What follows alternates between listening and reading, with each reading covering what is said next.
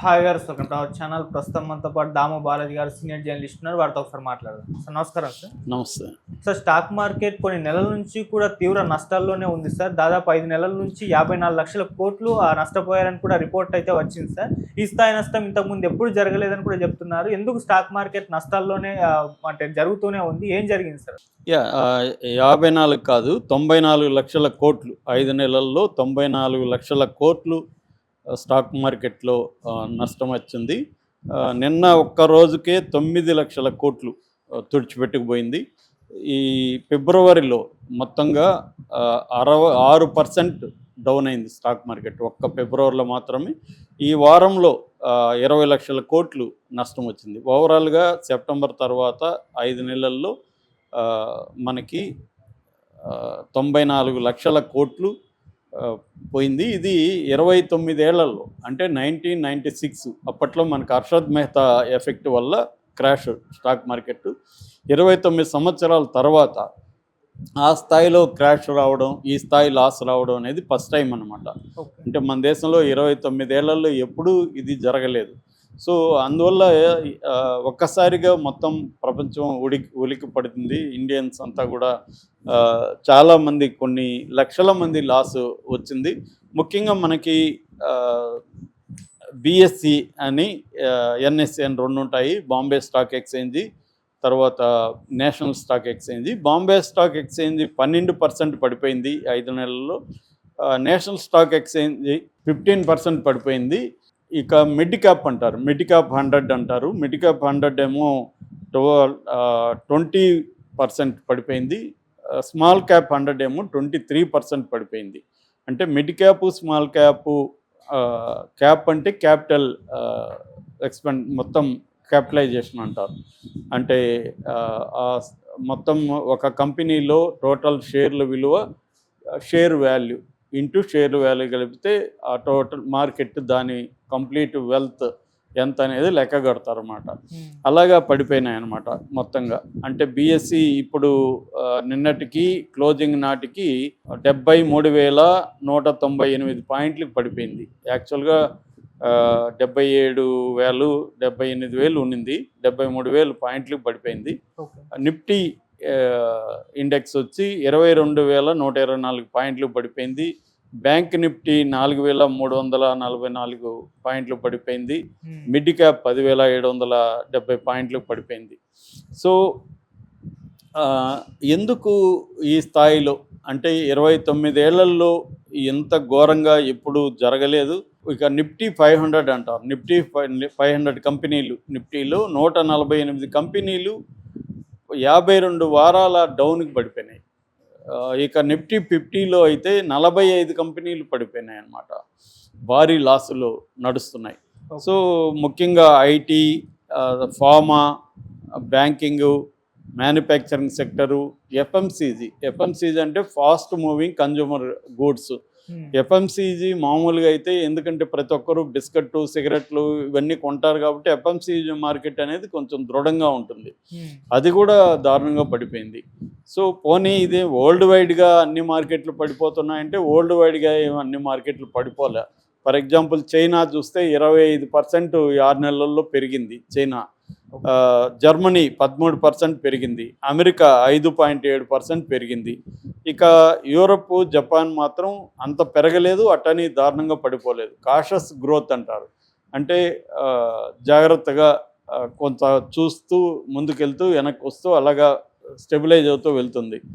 So India మాత్రమే దారుణంగా ఉంది. నిజానికి గత 20 ఏళ్లలో అమెరికా తర్వాత ఇండియానే బ్రహ్మాండంగా స్టాక్ మార్కెట్ ఊనింది. అలాంటిది ఇవాళ గ్లోబల్ కంపారిజన్లో మనం చూస్తే ఇండియా పరిస్థితి అతి దారుణంగా ఉంది. ఎందుకు ఈ స్థాయిలో 5 నెలల్లో 94 లక్షల కోట్లు పడిపోయింది? నిన్న ఇంటర్నేషనల్ మ్యాగజైన్స్, రాయిటర్స్ లాంటి సంస్థలు కూడా దీన్ని ప్రముఖంగా చెప్తున్నాయి. ఎందుకు అన్నప్పుడు, నిన్న ఒక్కరోజు మాత్రం ఇలా జరగడానికి ఇమ్మీడియట్ కారణం ఏంటంటే, ట్రంప్ మెక్సికో అండ్ కెనడా వీళ్ళ మీద టారిఫ్స్ 25%, చైనా మీద 10% మార్చి 4 నుంచి అమలవుతుందని ప్రకటించాడు. ఒక నెల ఆయన వాటిని పాజ్ ఇచ్చాడు, మళ్ళీ మార్చి 4 నుంచి అన్నాడు. దాని ఎఫెక్ట్ అనేది అంటున్నారు. బట్ ఓవరాల్గా దీని మీద నిపుణులు చెప్తున్న కారణాలు ఏంటంటే, ఒకటి ట్రేడ్ వార్స్ జరగబోతున్నాయని, అంటే ట్రంప్ పెట్టబోతుండే దీనివల్ల ట్రేడ్ వార్స్ ఒకటి. రెండోది నిన్న ఉక్రెయిన్ ప్రెసిడెంట్ జెలెన్స్కీకి ట్రంప్ వ్యాన్స్కి మధ్య ఓపెన్గానే చాలా గొడవ జరిగి ప్రెస్ మీట్ నుంచి జెలెన్స్కీ వెళ్ళిపోయి పీస్ టాక్స్ ఇదైంది. కాబట్టి ఉక్రెయిన్ రష్యా యుద్ధం ఇప్పట్లో అంతమయ్యేట్టుగా లేదు అనేది ఒక సిగ్నల్. ఇక అంటే దీన్ని మనం జియో పాలిటిక్స్లో భాగంగా చూడొచ్చు. జియో పాలిటిక్స్ అనేది మ్యాక్రో ఎకనామిక్స్, మామూలుగా ఒక స్టాక్స్ మీద macro economics effect, micro economics effect పడుతుంది. ఈ మ్యాక్రో ఎకనామిక్స్ ఎఫెక్ట్స్ అంటే జియో పాలిటిక్స్, ట్రేడ్ వార్స్ ఇవన్నీ కూడా దీని మీద పడుతుంది. అట్లాగే మన కంపెనీల మీద సుంకాలను పెంచాడు ఎవరు, ట్రంప్, మన ఎక్స్పోర్ట్ మీద. ఆల్రెడీ చాలా వాటికి పెరిగిపోయినాయి. ముఖ్యంగా ఫార్మా సెక్టరు వాటికి ఇచ్చే ఎయిడ్స్ని తగ్గించేశాడు. వీటన్నిటి ఎఫెక్ట్ వల్ల కూడా మన మీద పడింది. ఇక రెండవ కారణం వీక్ కార్పొరేట్ అర్నింగ్స్ అన్నమాట. అంటే కార్పొరేట్ క్వార్టర్ లాభాలు అన్నీ కూడా బలహీనంగా ఉన్నాయి. ముఖ్యంగా banking, IT, manufacturing sector, FMCG ఇవన్నీ కూడా బలహీనంగా ఉన్నాయి. అదొక కారణం. నెక్స్ట్ వచ్చి కన్జంప్షన్ బాగా పడిపోయింది. కన్జ్యూమర్స్ ఈ మధ్యన ఒక నివేదిక వైరల్ అవుతుంది. దాదాపు 100 కోట్ల మంది భారతీయులకి నెసెసిటీస్ తర్వాత ఖర్చు పెట్టడానికి వాళ్ళ దగ్గర డబ్బు లేదు. బేర్ నెసెసిటీస్ మీద మాత్రమే ఖర్చు పెట్టగలుగుతున్నారు తప్ప కొద్దిగా ఎక్స్ట్రా డబ్బులు ఖర్చు పెట్టి, అంటే ఇప్పుడు ఒక బిస్కెట్ తినాలి, లేకపోతే ఇంకొక కూల్ డ్రింక్ తాగాలి, ఇంకొకటి చేయాలి అనేది లేకుండా పోయింది. ఎందుకంటే వాళ్ళ దగ్గర ఖర్చు పెట్టే స్థాయిలో లేదు. దీనికి ప్రధాన కారణం ఏంటంటే ఇన్కమ్స్ పడిపోయినాయి బాగా. ముఖ్యంగా గ్రామీణ ఇన్కమ్స్ పడిపోయినాయి. అర్బన్లో ఏమో ప్రైవేట్ కంపెనీల్లో జీతాలు అనేవి పెరగట్లేదు. ఉద్యోగాలు కూడా చాలామంది కోల్పోతున్నారు. కాబట్టి వీళ్ళు ఖర్చు పెట్టే పరిస్థితి లేదనమాట. ఇక మూడోది ఏమో ఫారిన్ ఇన్స్టిట్యూషనల్ ఇన్వెస్టర్స్, ఎఫ్ఐఐ అంటారు. వీళ్ళు దాదాపు ఈ 5-6 నెలల్లో 2 లక్షల కోట్ల రూపాయల వర్త్ ఉండే డబ్బుని వాళ్ళు విత్డ్రా చేసుకున్నారు. సో మామూలుగా ఒక కంపెనీలో మనం షేర్ కొనాలా లేదనే దానికి కొన్ని క్రైటీరియా చూసేటప్పుడు ఫారిన్ ఇన్వెస్ట్మెంట్ ఎంత ఉంది, డొమెస్టిక్ ఇన్స్టిట్యూషనల్ ఇన్వెస్ట్మెంట్ ఎంత ఉంది, ఇవన్నీ చూస్తారు. సో ఫారిన్ ఇన్స్టిట్యూషనల్ ఇన్వెస్ట్మెంటు బలంగా ఉంటే ఆ కంపెనీ బలంగా ఉందనేది మనకు ఒక గుర్తు. ఇప్పుడు వాళ్ళు విత్డ్రా చేసుకున్నారు. నిన్నొక్క రోజే 11 కోట్ల 11,639 కోట్లు విత్డ్రా చేసుకున్నారు ఒక్కరోజే నిన్న. అలాగా ఈ మధ్యకాలంలో 2 లక్షల కోట్ల వరకు వాళ్ళు విత్డ్రా చేసుకొని వెళ్ళిపోతున్నారు. వాళ్ళు విత్డ్రా చేయడానికి కారణం ఏంటంటే అమెరికన్ మార్కెట్ చాలా బలంగా ఉంది ఇప్పుడు అక్కడ. కాబట్టి అమెరికాలో పెట్టుతున్నారు కంపెనీల్లో. అమెరికన్ కంపెనీల అంటే ఈ మధ్య అటు ఇటు అయింది కానీ మళ్ళీ పుంజుకుంది.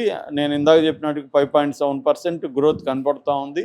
ఇంకా ఫ్యూచర్ మీద బాగా హోప్ ఉందన్నమాట. అమెరికన్ కంపెనీల్లో పెట్టాలనేది వాళ్ళ ఇది. సో ఇక మూడవది ఇన్ఫ్లేషన్. మనకి 5 నుంచి 6% ఇన్ఫ్లేషన్ పెరుగుతుంది. మొన్నటి వరకు జీడిపి కూడా 5.6% ఉంది. నిన్ననే అనౌన్స్ చేశారు జీడిపి కొద్దిగా ఆశాజనకంగా ఉంది. 6.2% పెరిగింది ఇప్పటికేని. కానీ మనం ఎస్టిమేషన్ 8.8 పైన, కానీ 6కి వచ్చింది. ఇప్పుడు మళ్ళీ తగ్గదని గ్యారంటీ లేదు. అంటే ఇండియన్ ఎకానమీ మీద హోప్స్ అనేవి తగ్గుతున్నాయి గ్రోత్ మీద.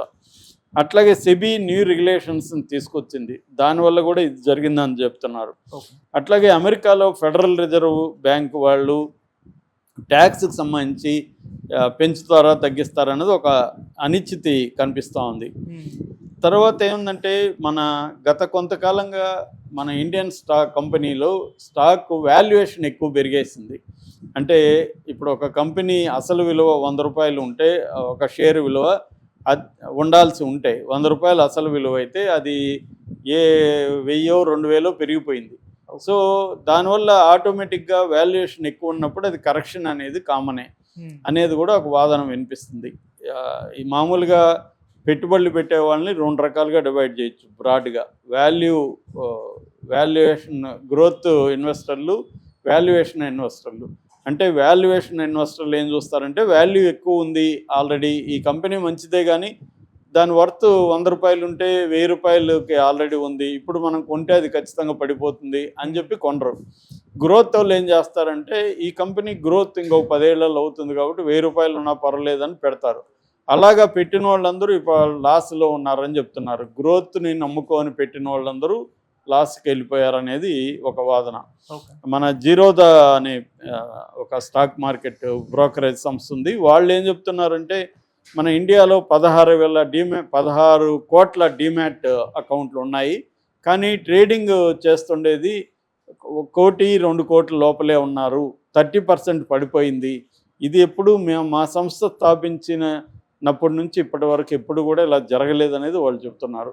సో అయితే ఇంత ఘోరంగా ఇంకెంతకాలం ఉంటుందనేది చాలామందికి వచ్చిన ప్రశ్న. ఆల్రెడీ మా ఫ్రెండ్స్ కూడా చాలామంది మేము అమ్మేయాలా, మా స్టాక్స్ ఎప్పటి నుంచో కొన్నాము, ఏం చేయాలని అడుగుతున్నారు.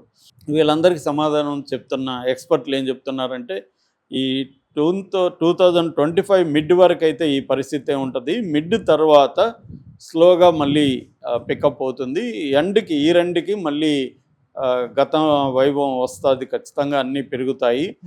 ఇది సర్దుకోవడానికి కొంత టైం పడుతుంది. కొంత మ్యాక్రో ఇది కానీ ఇండియన్ ఎకనామీ ఇక్కడ డొమెస్టిక్ మార్కెట్ కానీ పుంజుకోవడానికి టైం పడుతుంది. ఒక మంచి శకునం ఏంటంటే జీడిపి 5.6 నుంచి 6.2కి పెరిగింది. అట్లాగే మాన్సూన్స్ బాగున్నాయి కాబట్టి ఫుడ్ గ్రెయిన్స్ ప్రొడక్షన్ పెరిగింది, దానివల్ల గ్రామాల్లో ఇదవుతుంది. అట్లాగే మోడీ ప్రభుత్వం